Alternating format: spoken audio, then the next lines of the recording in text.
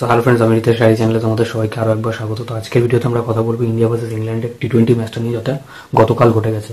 তো গতকাল এই ম্যাচটা কিন্তু দুর্দান্ত হয়েছে, সবকিছু মিলে দারুণ পারফরমেন্স দিয়েছে টিম ইন্ডিয়া। ইংল্যান্ডও দারুণ ক্রিকেট খেলেছে, বাট ম্যাচটা জিততে পারেনি।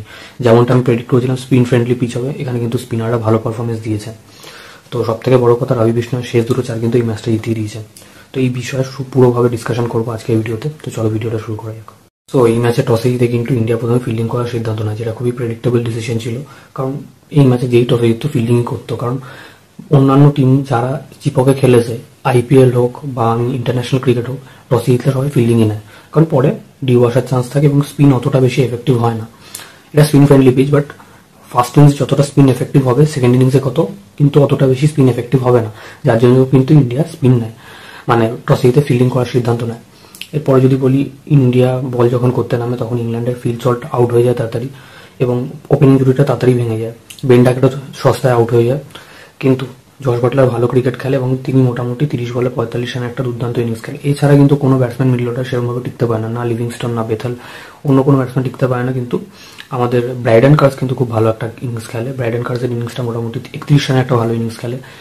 তো সবকিছু মিলিয়ে কিন্তু ইংল্যান্ড 165 রান করতে সক্ষম হয় 20 ওভার শেষে, যেখানে কিন্তু বরুণ চক্রবর্তী গুরুত্বপূর্ণ দুটো উইকেট নেয় 4 ওভার 38 রান দিয়ে। ইকোনমিটা হালকা হাই ছিল, বাট তিনি পারফরমেন্স যথেষ্ট ভালো দিয়েছেন। দুটো উইকেট গুরুত্বপূর্ণ উইকেট ছিল, সেই সময় দাঁড়িয়ে নিয়েছিলেন।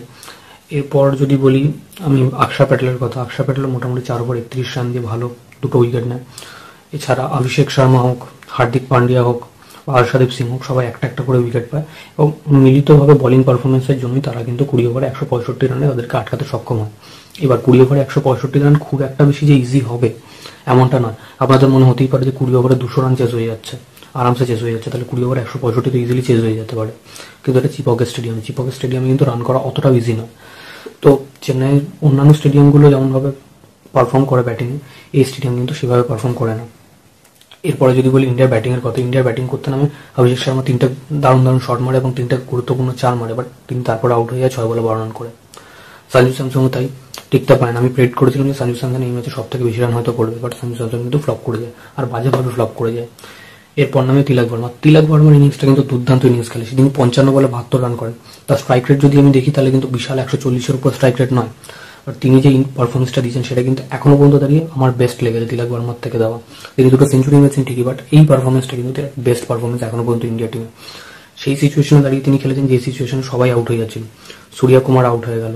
এরপরে যদি বলি রিঙ্কু সিং এর ব্যাট থেকেও রান আসেনি, সবাই মোটামুটি একদিক থেকে আউট হয়ে যাচ্ছে। সেই সময় দাঁড়িয়ে তার ব্যাট থেকে এই ইনিংসটা এসছে, যেখানে ওয়াশিংটন সুন্দর একটা গুরুত্বপূর্ণ ইনিংস খেলে। তিনিও 22 রানের একটা মোটামুটি ভালো ইনিংস খেলেন, 26 রান করেন তিনি, সরি।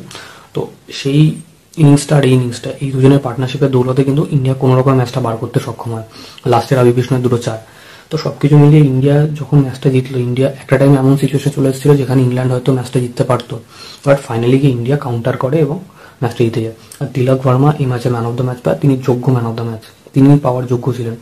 কারণ তার এই 55 বলে 72 রানের ইনিংসটা খুবই ভ্যালুয়েবল একটা ইনিংস, আর এই ইনিংসটা কিন্তু তার স্ট্যান্ডার্ডটাকে আরও একটা লেভেল বাড়িয়ে দিয়েছে। এখন তিনি তার জায়গা মোটামুটিভাবে পাকা করেই নিয়েছেন ইন্ডিয়ান টিমে। 2026-এর টি-20 ওয়ার্ল্ড কাপে আশা করছি আমি তিলক বর্মাকে দেখতে পারবো প্লেইং 11-এ।